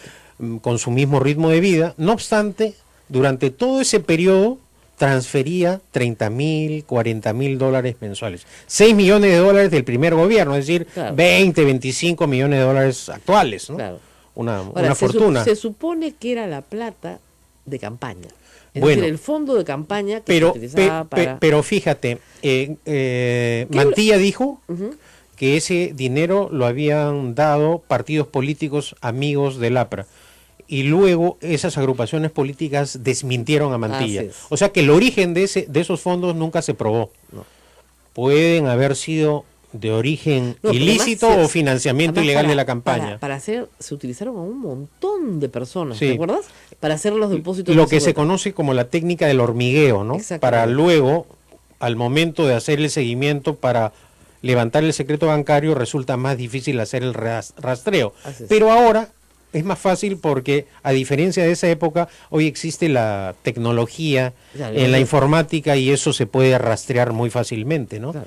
Que No, creo sí. que ese es otro aspecto importante. para esta clase de investigaciones se requiere un soporte tecnológico importante que no sé si la Fiscalía lo estará empleando, ¿no? O que la unidad de inteligencia financiera tendría que tener un peso mayor, porque si lo tiene... Bueno, ese es tendría otro que estar. punto, la unidad de inteligencia financiera debería tener la capacidad para supervisar también a las cooperativas, y es algo que no pasa en el Congreso, porque Keiko Fujimori frena también ese proyecto de ley, ¿no? Ese es un reclamo, esa es una iniciativa que la presentamos nosotros. Claro, porque las cooperativas están fuera del control de la CBS. Y pues. parece que son, según por ejemplo, y este es un tema que preocupa al gobierno de los Estados Unidos, porque Claro. considera que en muchas cooperativas se hace lavado de activos, ¿no? Así es, y nada. Y no pasa nada. Y no pasa nada. Bueno, muy bien, muchísimas gracias a Pedro Catalino por venir a conversar con nosotros de política. El segundo libro vendrá algún día, ¿no? No se ríe. Bueno. Yo es que yo lo convencí de reeditar el primero tal cual. Sí. Con eso le ayudemos a algo, ¿no? Y dice Augusto Álvarez que está temblando el convento porque estás acá. Sí. Ha llamado. Tiembla el convento de Santo Domingo, ahorita. No es para tanto, No es para tanto. Estamos Pero- bajo la protección de acá Así de es. Santa Pero Rosa. lo de la condecoración a Roberto Odebrecht en el grado de Gran Cruz, Sí. esa bien escondidita Sí. se la tenía Sí, pasó en piola. su primer gobierno. En su primer gobierno. Y habría que preguntarle por qué lo condecoró. ¡Eso! No, hubo un cerro, contratos Sí. con Odebrecht en su Sí, primer sí, gobierno. O sea, sí. como tú dices, Y- son viejos conocidos. Sí, yo me acuerdo que el primer problema que tuvimos en el Parlamento recién llegados el año 90 fue un crédito suplementario Es verdad. para pagarle a Odebrecht. Ese Claro. fue el primer incidente. Claro. Sí. Imagínate. Ha estado siempre presente en nuestra historia y nunca nos dimos cuenta. Muy bien, gracias Buenos a Pedro días. Catariano. No, gracias. Nos vamos Hasta mañana. a despedir. Nosotros regresamos, por supuesto, mañana. Ustedes pueden escuchar ese programa en todas las modalidades posibles y En breve. en breve. Lo más rápido posible. Apenas Sí, si me sí. lo cuelgue. Listo. Muchas gracias. Nos vemos. Chao, chao. Fue el 23 de julio de 90.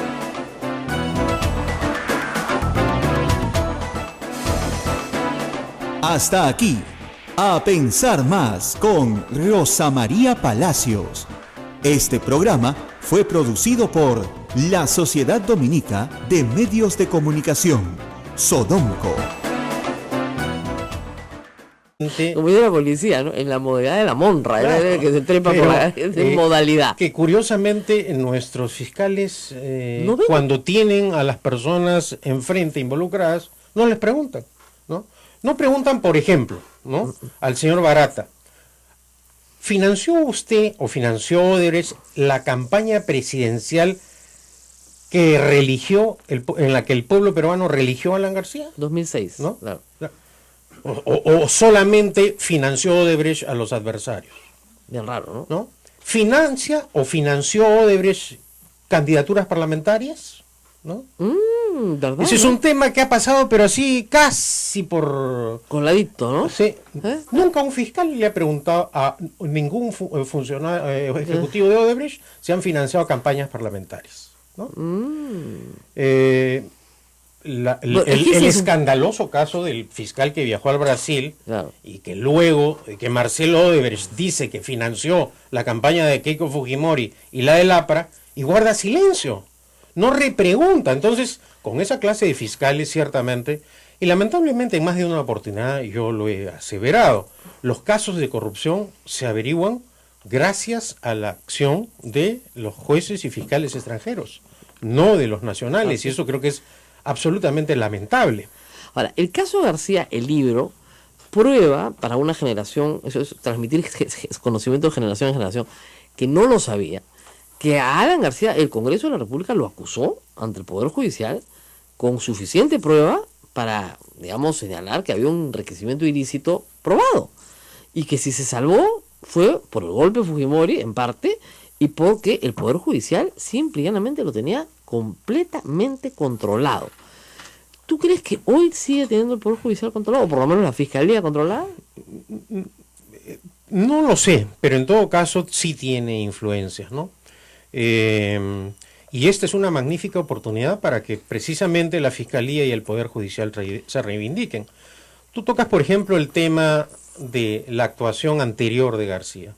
En el caso de García hubo más evidencias y pruebas que los que involucran ahora a Toledo, Ah, no, que claro. los que es decir, hubo el pago del soborno de Siragusa, depositado en la cuenta del Barclays Bank de Gran Caimán, que era de Sanati.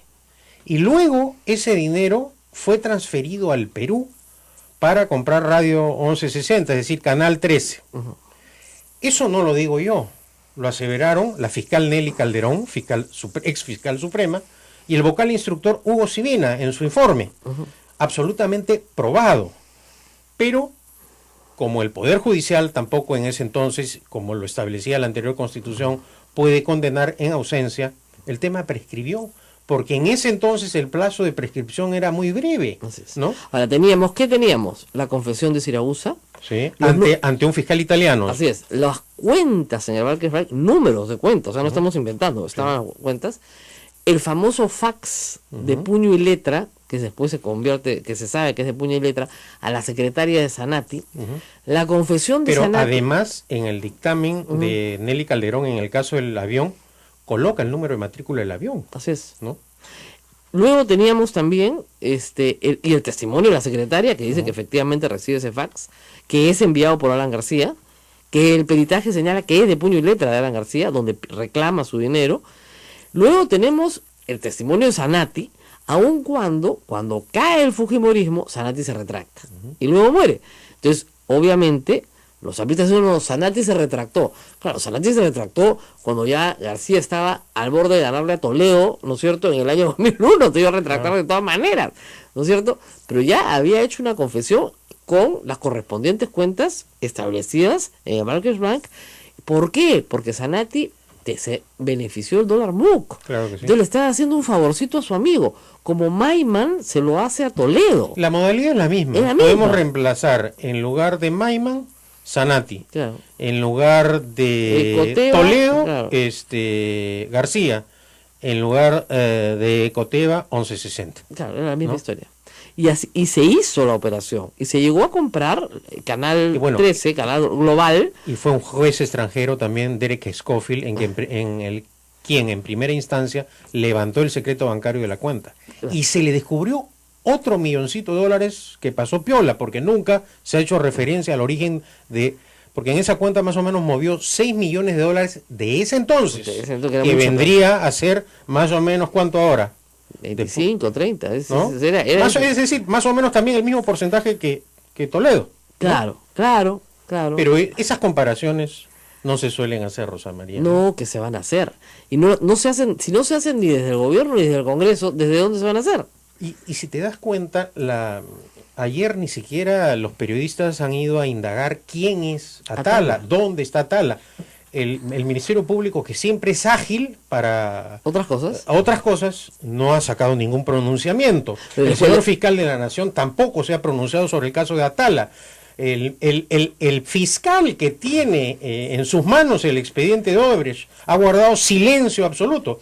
Sí, y esos fiscales que son iracundos cuando se trata de otras personas. Claro. Porque hay que ser claros, en una democracia la ley se debe aplicar de manera igual para todos. Ahora, acá no como en las dictaduras, casi igual para todos. Claro, casi igual para todos. Tenemos el caso de Ollantumala y Nadine Heredia, tienen ya más de 2 meses presos, sin acusación fiscal, nadie los ha acusado de nada, solamente porque hay un potencial peligro de fuga, según el señor Carguancho, Concepción Carguancho, y, Richard Concepción Carguancho, y el fiscal Juárez y su superior, el fiscal Vela. Los humanas se van a fugar de todas maneras, hay que tenerlos en el hueco. Entonces están metidos una en Chorrillos, el otro en unas condiciones carcelarias muy duras. ¿Ah, sí? Sí, en unas condiciones carcelarias, porque no obstante que no existe la acusación fiscal, le han aplicado unas condiciones carcelarias duras en base a la denuncia penal que se ha formulado, ¿no? ¿Qué? Sí. Pero si no hay acusación fiscal. Bueno. No hay régimen penitenciario. Esa es la realidad, ¿no? Ahora, esto no es defender a los Humala, como ya lo he dicho en más de una oportunidad. La imputación es grave. Claro. Es grave y se tiene que aclarar. Así es. Y si han robado, merecen castigo, la prisión y serán la vergüenza nacional, como lo es en este momento Alejandro Toledo. Claro. Pero eso se debe ver en un proceso respetando el procedimiento que establece la ley. En el caso de los Humala hay 2 temas. ¿hubo peligro de fuga o no lo hubo? Cuando la señora Heredia viajó a Suiza, muchos de sus adversarios sentenciaron, se fugó, ya no regresa. Nunca vuelve. Y regresó. No obstante haber retornado al país, el fiscal y el juez consideraron que había riesgo de fuga. Y en el tema de la detención preventiva, lo que se ventilaba era eso, claro. No si son culpables o inocentes, No, y lo terrible es si que no te se metan, había riesgo de que fuga. te ¿no? metan presos porque tus dos hijas se fueron a hacer un curso a Chicago. Y hoy día, ya que tocas el tema de los hijos, la señora Heredia solamente puede ver a sus hijos cada 15 días, precisamente por el rigor de la detención. Pero si la visita es semanal. ¿No? Cada 15 días. Semanalmente creo que ven al padre, ¿no? Al expresidente Humala. Solo pueden ver a su madre cada 15 días. Bueno, también sobre este tema es comprensible. La Sociedad Dominica de Medios de Comunicación, Sodomco, presenta A Pensar Más con Rosa María Palacios.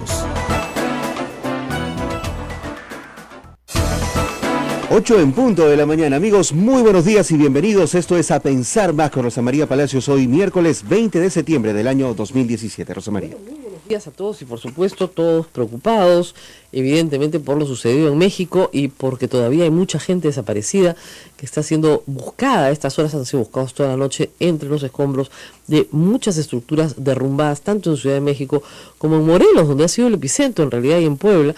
Y, por supuesto, como siempre, sacar las lecciones que nos tocan, porque nosotros estamos también dentro de lo que se llama el Círculo de Fuego del Pacífico, es decir, en todo el área sísmica del Pacífico, que es la misma que afecta a México. Y sacar algunas lecciones sobre la base del conocimiento y no de la ignorancia, por favor. Porque yo siempre digo, no mata el terremoto, mata la ignorancia. No mata la pobreza, mata la ignorancia.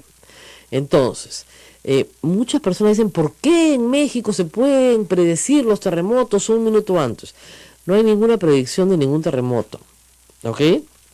Lo que hay es un sensor que permite que una de las ondas por la vía electrónica viaje más rápido que la otra. El primer sensor se puso en el año 91, 92, después del trágico terremoto del 85.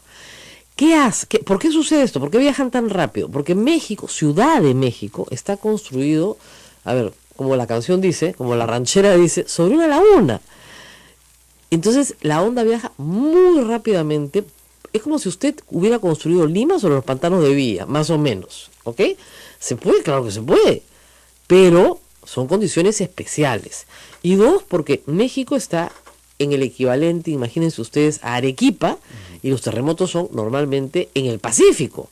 Entonces tienes 300, 400 kilómetros de diferencia entre el lugar donde se produce el epicentro y el lugar donde sientes el terremoto, ¿ok? Entonces eso te permite, por la vía electrónica de estos pequeños sensores, lanzar una rapidísima alerta que estos sensores leen, se comunican entre ellos y dicen, ya, este viene de 8. ¿Te das cuenta? Porque no te prenden las alarmas para uno pues de 5 grados, te prenden uno para un terremoto, ¿ya? Entonces, se prenden las alarmas, si tienes suerte, tienes 45 segundos, a veces 30, ayer no tuvieron ni 5 segundos, porque el epicentro fue a 100 kilómetros, menos de 100 kilómetros de Ciudad de México. Prácticamente debajo de ellos. Exactamente, y Ciudad de México es una ciudad para que ustedes hagan una idea, ¿ya? En un momento, no sé si es exacto hoy, pero en un momento Ciudad de México tenía la población del Perú. O sea, todo el Perú metido en Ciudad de México. En un momento nosotros teníamos 24 millones y ellos tenían 24 millones, hace varios años. Creo que ahora ya ellos han quedado como en 28 millones, pero tienen casi la población del Perú, en una ciudad extensísima. Y claro, originalmente cuando llegó Cortés, digamos, no la fundaron sobre el Zócalo, no está fundado en la parte acuosa, si quieres. Pero luego la ciudad se extendió sobre estas lagunas que se unían, ¿no es cierto?, alrededor de lo que hoy es el Zócalo en México. Entonces es una zona con un acuífero muy complicado. Ahora, lo que más mata en los terremotos mexicanos no es ni la ignorancia ni la pobreza, es la corrupción. ¿Por qué? Porque en el año 85, la mayor parte de los edificios que se cayeron eran edificios públicos, donde se habían robado el cemento, se habían robado el fierro, se habían robado. Entonces, claro, el edificio se cae. Porque tú puedes construir sobre un acuífero, pero tienes que tener unas normas técnicas muy estrictas y cumplirlas para que no se te caiga el edificio. Miren, en el año 85 fue tan grave el terremoto que hasta el día de hoy no hay un conteo oficial de muertos. El Estado dice que fueron como 3.900, la Cruz Roja cree que son 10.000. No pudieron ni siquiera contarlos, porque lo que hubieron fue cientos de desaparecidos. Y cosas que pasaron, que están pasando ahorita impresionantes. No sé si te acuerdas, tú eras muy chiquito del 85, sí. Se cayó la maternidad. Y tú sabes que encontraron a los bebés una semana después vivos. De los recién nacidos. Así claro, sí, lo cual probó que el ser humano es menos vulnerable al nacimiento de lo que se cree y que sí podía resistir. Los bebés recién nacidos resistieron una semana bajo los escombros, abrazados de sus madres muertas, ¿ah? Y lactando de sus madres muertas, pero sobrevivieron. Entonces, el terremoto del 85 sacó muchas lecciones para México. Comenzaron a buscar esta idea de poder darle una alerta antes, comenzaron a discutir las normas técnicas, y además, como los edificios, como los hemos visto ayer, se cayeron enteros, se construyó. Y si ustedes ven ayer las tomas aéreas de Ciudad de México, hay edificios modernísimos a los que no les ha pasado nada. ¿Por qué? Porque no ha entrado la corrupción. Miren, la corrupción mata.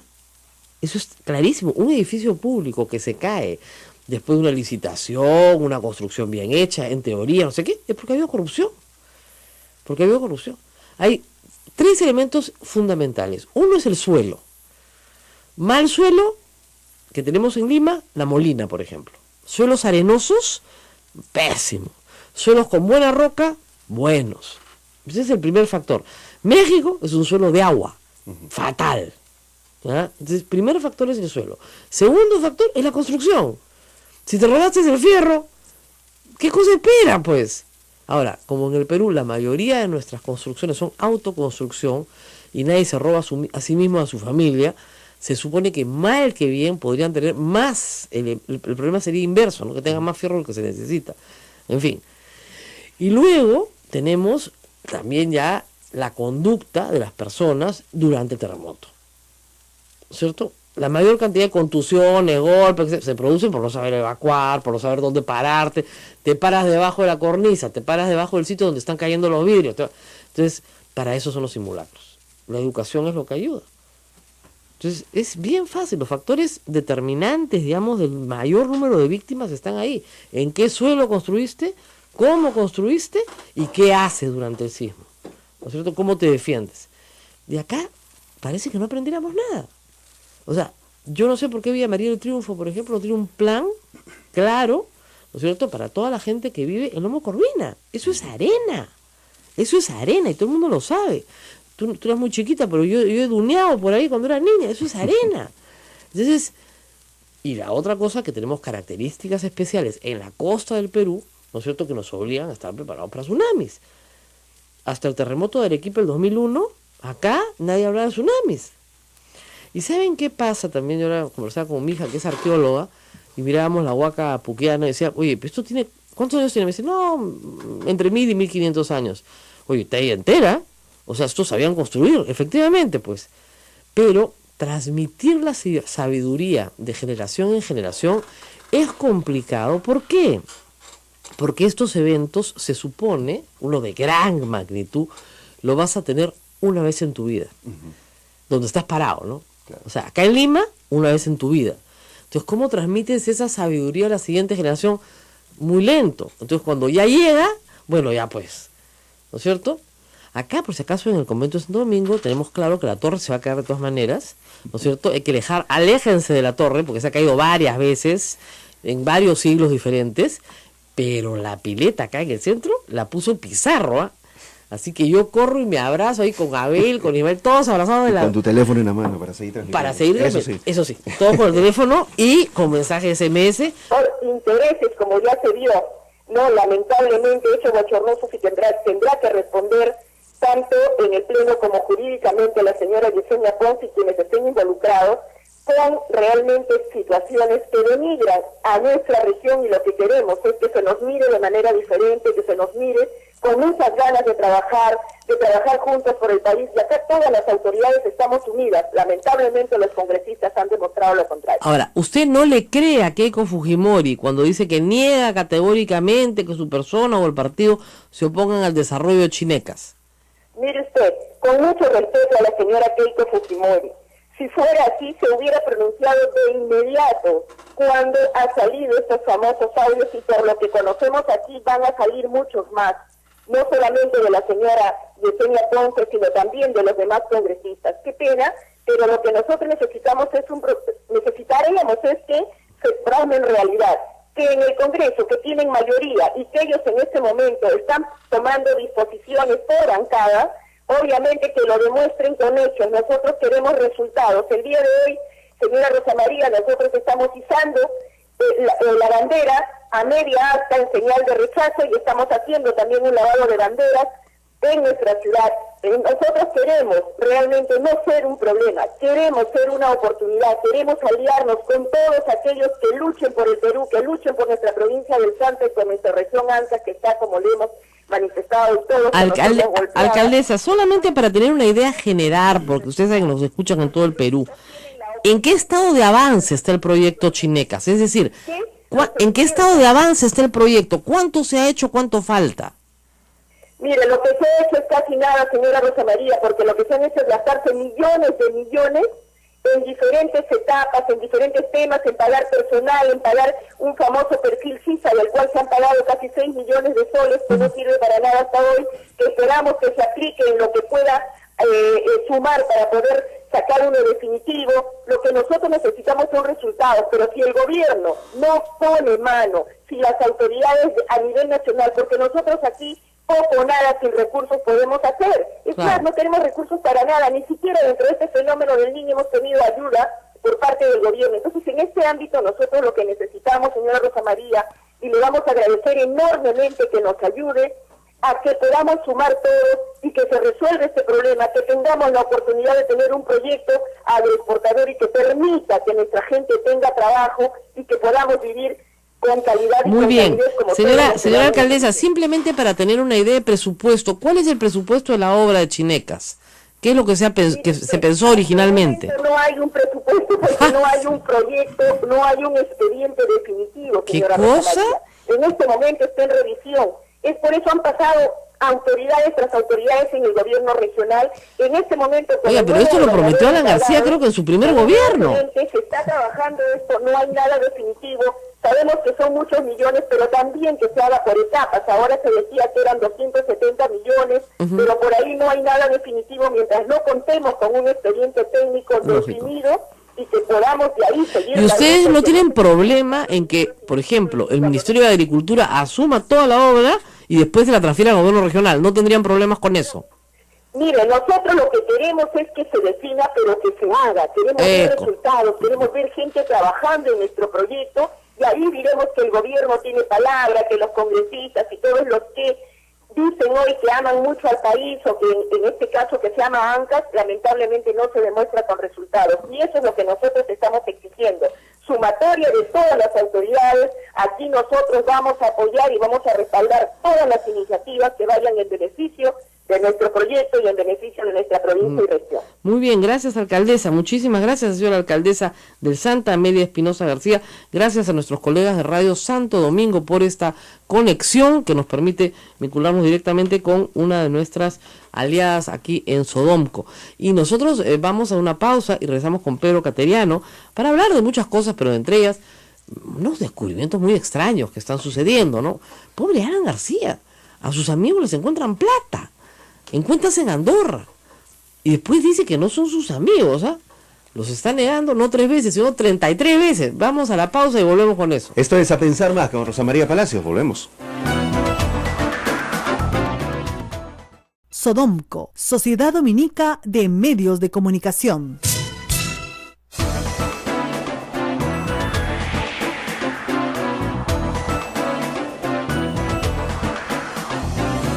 8 de la mañana, 24 minutos. Continuamos. Esto es A Pensar Más en Sodonco, Radio Santa Rosa en Lima, Radio Santo Domingo RS de Chimbote, Radio San Martín Arequipa, Radio Veritas RTV Cusco, Radio Cepagua Ucayali, Radio Quillabamba La Convención y Radio Madre de Dios en Puerto Maldonado, en vivo, en AM, FM y en línea también. Y también, por supuesto, en Facebook Live. Nos pueden seguir todos.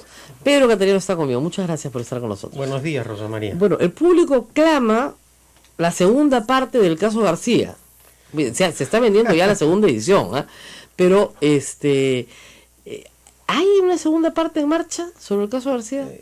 Bueno, en primer lugar estamos viendo con estupor cómo es una crónica que no tiene fin.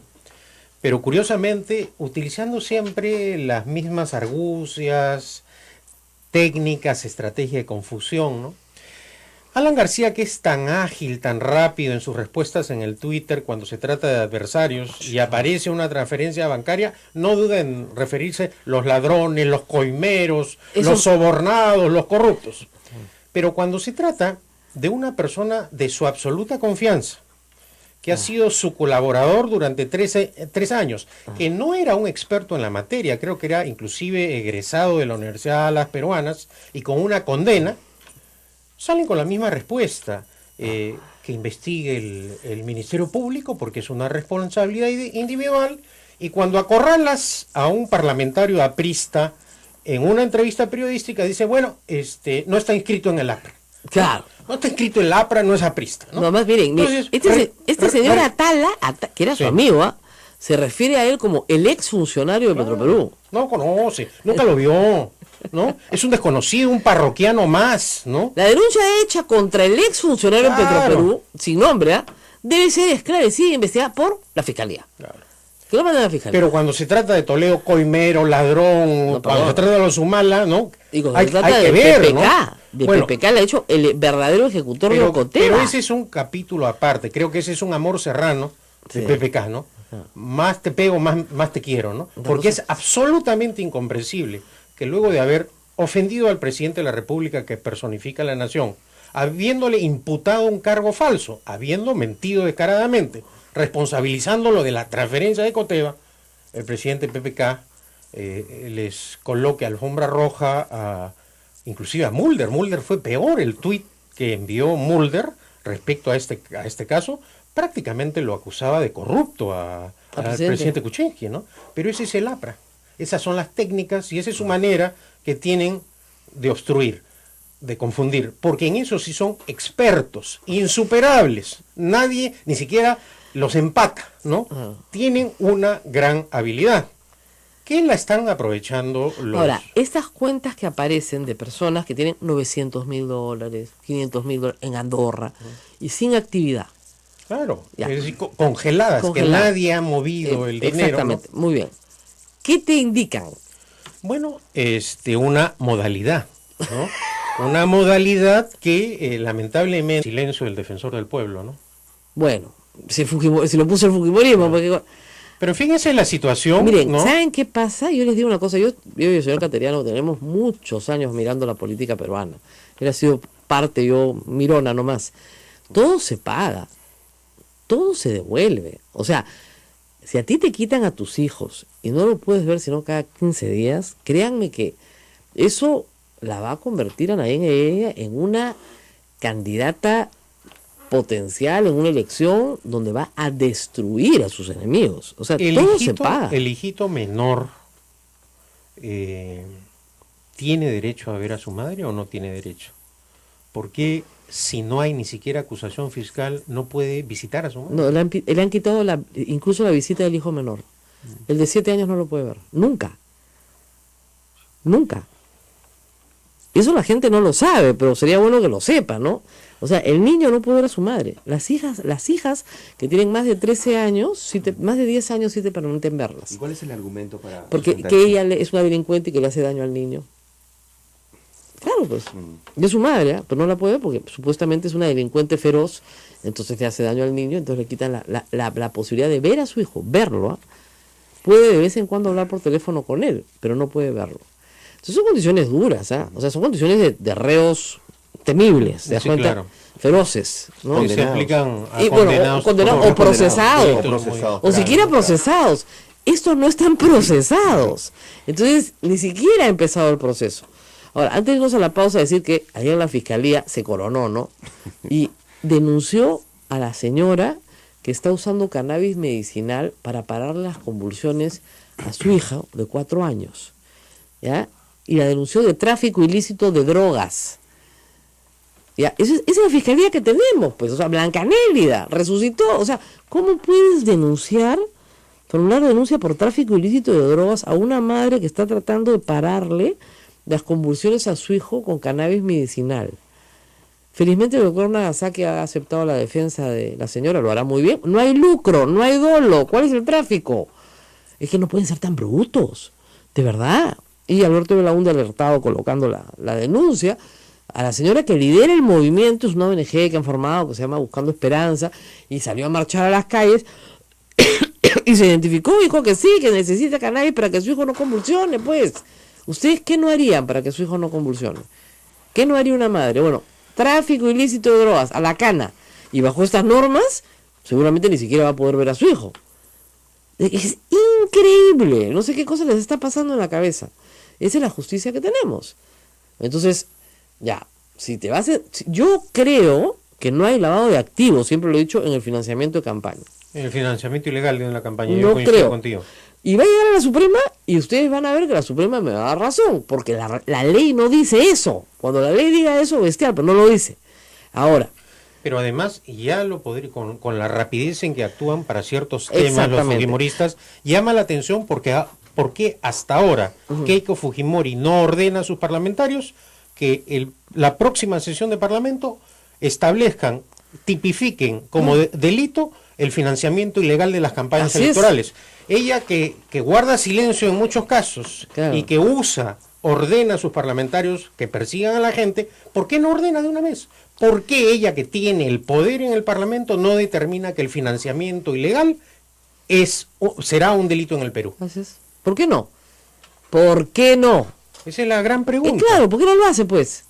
Porque además ella sabe que ella no va a ir a la cárcel si es que no es delito. Entonces explíqueme por qué los humanos están en la cárcel. No, pero además... o es delito para todos o no es delito para todos. Claro, o las agendas, o lo que se dice en las agendas se aplica para todos, o no se aplica para todos. Pero vemos que cuando algunos aparecen en las agendas de Odebrecht, es falso, es una mentira, no lo conozco, es inexacto, no lo conozco, no lo veo, ¿no? No sé y qué para es. otros sí es una imputación indubitable. Entonces estamos ante un ambiente jurídico político bien complejo, ¿no? En fin, tengan cuidado al gobierno y a la oposición. Y ojalá. Porque yo creo que en esto en los humanos hay mucho de político. Todo regresa. Vamos a la pausa, Pedro, que me matan si no voy a la pausa, y regresamos. Esta es A Pensar Más con Rosa María Palacios. Está con nosotros Pedro Cateriano. Volvemos.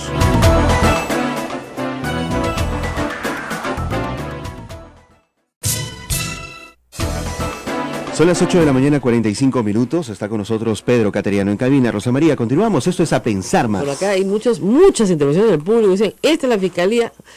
Es una C, una G. Para eso sí son machitos, ¿no? Pero para investigar a Alan García y Keiko Fujimori se orinan de miedo, corruptos de... Está un poco indignado ese señor Gastón. Es que, bueno, esa es la sensación. A la señora del cannabis presa, a los otros presos, todo el mundo preso. ¿Y Alan García, Keiko Fujimori? Nada. Nada. Por ejemplo, ni siquiera la Fiscalía ha pedido una medida restrictiva para el caso de Keiko Fujimori, que ni impedimento de salida, nada, absolutamente nada. Y bueno, el señor García está disfrutando, o sea, él tiene, como muchos dicen, gran habilidad, y hay que reconocerle que para esta clase de cosas es un experto. Bueno, todo el mundo se pregunta... Porque caen todos los del entorno, ¿no? Millón por acá, millón por allá, ¿no? Pero no son apristas, exfuncionarios, colaboradores eventuales, traicionaron la confianza. Pero no mide García con la misma vara a sus colaboradores de confianza o ex colaboradores de confianza como la que emplea para calificar e insultar a sus adversarios, ¿no? Ahora, el insulto parece que le resulta muy efectivo, ¿ah? Yo no lo sé porque le nombran 3 ministros después de insultar al presidente. Eso sí. Efectivo. Asusta, ¿no? parece al vecino cercano de acá. Claro, pero digamos, ¿Por qué la gente dice, por qué Pedro Cateriano no le tiene miedo a Alan García? Bueno, creo que Alan García, con todas las habilidades que tiene, pudo hacer el bien. Pudo, claro, lógico. Pero lamentablemente con esas habilidades hizo el mal. Y vemos que su segundo gobierno no fue lo honesto, preparado, como él pregona y vendió falsamente esa idea. Bueno, vemos que ese con el primero, claro, comparado con el primero, cualquier cosa pues es bueno, pues claro, sin ninguna duda.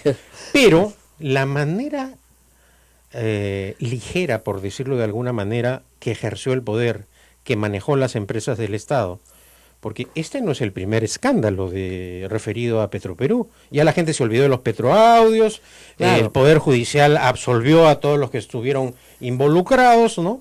Entonces, ¿por qué García empleó este nivel de colaboradores? Ajá. Hay que preguntarse eso. Bueno, porque eran de su confianza, pues. Porque eran de su confianza para obtener beneficios ilícitos. Ahora, hay que hablar la otra estrategia del APRA. Otra de las cosas que el APRA hace, y lo ha hecho conmigo, o sea que yo soy en esto, tengo que ser honesta con ustedes, es, si tú eres un enemigo, te arma una comisión investigadora en el Congreso, te acusa en la Fiscalía y te empapela 6 años, ¿ya? O 2 o 4, lo que dure. O sea, te hace gastar plata y te friega la paciencia. Obviamente te absuelven al final.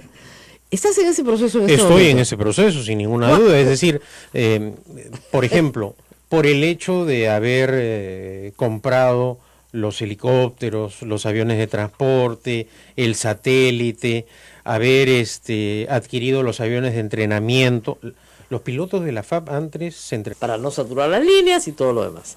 Pero eso es lo que hay que hacer. Entonces, sí, hay lecciones que aprender, hay lecciones que sacar. Ahora, acá no sé cómo vamos a... Hay tantas puertas en este convento que no sé cómo vamos a hacer, que Santa Rosita nos ilumine, porque todas van a estar cerradas. Pero de verdad, este es el convento de las 1000 puertas, así que, bueno, como todo buen convento, ¿no? Además hay puertas secretas, puertas que se abren, puertas... acá podríamos hacer un peliculón, ¿no? Pero de verdad, esto está lleno de puertas. Ya todos se ríen, ¿no? Abre la puerta, saca, patea para acá, pero en la calle ni hablar, se nos cae el correo encima, no, vámonos para el patio. En el patio tenemos azulejos que no se han caído en 400 años. Yo me pego a la pared como azulejo. Me adhiero. Ahí. ¿Ya? No, y además recuerda que hay un especialista que dijo que este lugar específicamente es bastante resistente, ¿no? Este es súper resistente. ¿Sí? Este es como es, a ver, estamos formados por roca aluvional que viene del río, Rímac. Entonces nuestro suelo es muy bueno. Pero hay suelos malos, hay suelos buenos, hay buena construcción en mal suelo, no le va a pasar nada. Magnífica construcción en buen suelo, no pasa nada. Pésima construcción en pésimo suelo, te va a pasar algo. Y como decía el ingeniero Curoigua, lo que te mata no es el terremoto, es la casa. O sea, claro, pues el terremoto, tú estás en el campo, te para, pues se abre la tierra, saltas para un costado, pues, no pasa nada. Ya, pues si tú estás en una casa y te cae una pared encima, eso es lo que te mata. Y como yo decía, la ignorancia y la pobreza. Entonces no repitan tonterías, ¿ya? Los terremotos todavía no se pueden predecir. Los avances que se están haciendo en la Universidad Católica, como dicen, son auspiciosos, son ciencia, pero son eso, es una investigación científica en marcha, todavía muy incipiente, con sus avances y sus retrocesos. Se está tratando de establecer un sistema para la Bahía de Lima, que de repente no es replicable en todas partes, o para todo el Perú, entonces están trabajando en eso. Y todos los países del mundo están trabajando en eso, ¿no? Japón sí tiene sensores en todo Japón. A veces les sirven, a veces no les sirven. En Lima, para las características de Lima, porque nuestros terremotos más fuertes son en el mar. El epicentro está en la frotación de las placas. Ahí, la plaquita se mueve, cric, cric, y pucha, que es un terremotazo, ¿ok?